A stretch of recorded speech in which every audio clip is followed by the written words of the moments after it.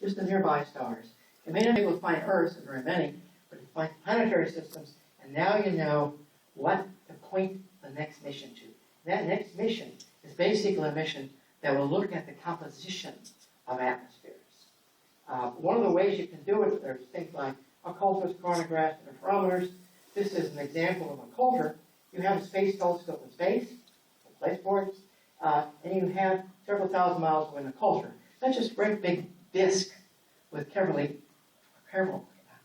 fringe around it, about 30 to 100 feet in diameter, several thousand miles away, and you point the telescope at the star here, and this disk is in the way.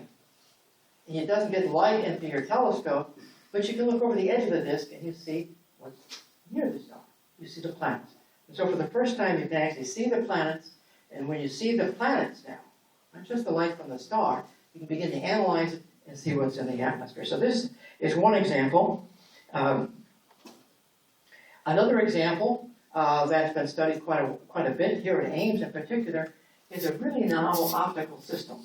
And the optical system is shown here.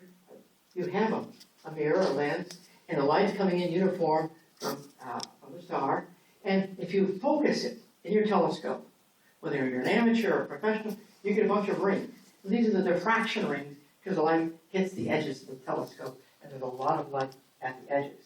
But when it's done in this coronagraphic system, that light comes down here in a big wide beam, hits this odd-shaped mirror, which focuses it into another really weird-shaped mirror. In fact, that's the surface of a typical Schmidt corrector.